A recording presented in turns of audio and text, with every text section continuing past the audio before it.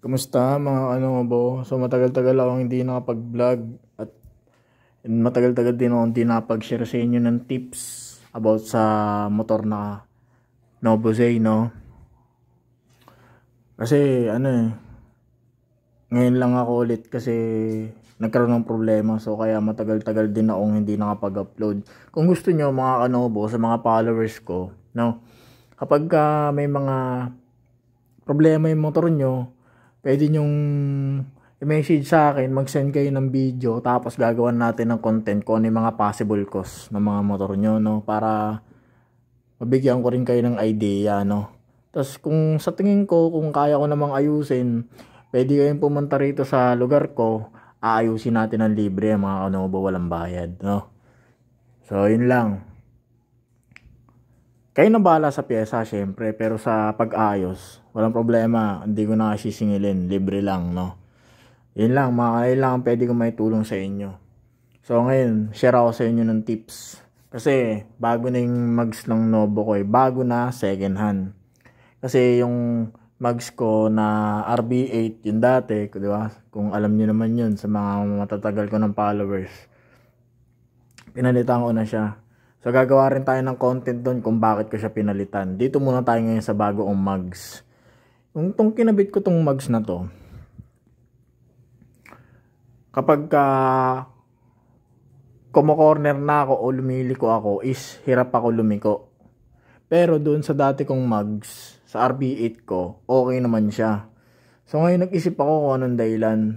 Kasi bago naman yung bearing, walang alog yung T-post. Tapos yung front axle ko, stock naman na wala rin namang kanal yung loob. Wala ring alog yung bearing housing ng front mags.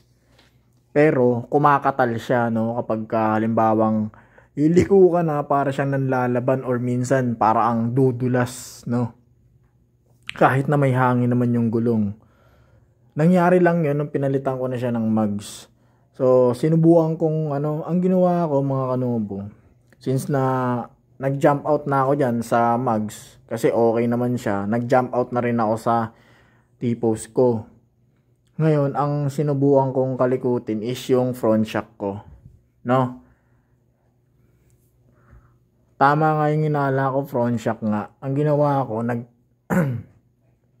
nagtaas ako ng preload, tapos same dami pa rin ng oil yung nilagay ko, tulad sa dati pa rin yung dami. Tapos nagtaas lang ako ng preload niya. Tapos yun, simula nung ginawa ko yun, ayun, okay siya.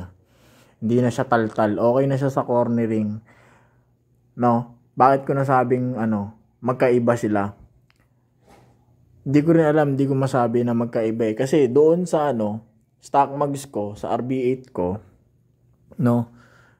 Okay na okay siya pagdating sa cornering. Wala akong binabago.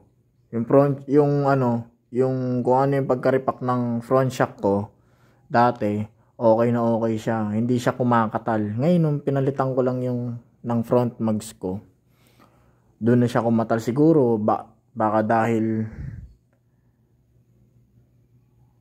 lumapad siguro yung yung gulong niya lalo. Kasi magkaiba ang diameter wide ng RB5 mags sa RB8 eh. Hindi ko lang din alam. Or baka siguro, nagkaiba talaga ng tono. Yun nga, baka nga talaga dahil sa wide ng mags, kaya nag-iba yung play ng shock ko, na kapag ka RB8 yung nakasalpak, is okay lang siya, hindi siya kumakatal. So siguro nung mas lumapad yung nito, diameter ng mags ko, dun na siya kumatal. Kasi nag-iba na yung, parang nag-iba na yung tuning ba ng front shock. Kasi nga, di ba nga, chino-tuning yung front shock. So, yun share ko lang, no. Ayun lang, base yun sa experience ko, Ewan ko lang sa inyo, no. Kasi, nag-iba ang tono ng shock ko dito sa RB5 sa tono ng shock ko sa RB8, no. Ayun lang yung share ko na experience ko about dito sa RB5, no. Ngayon, all goods naman na siya. Rolling na ulit, no? Ayun lang mga kanobo, peace out.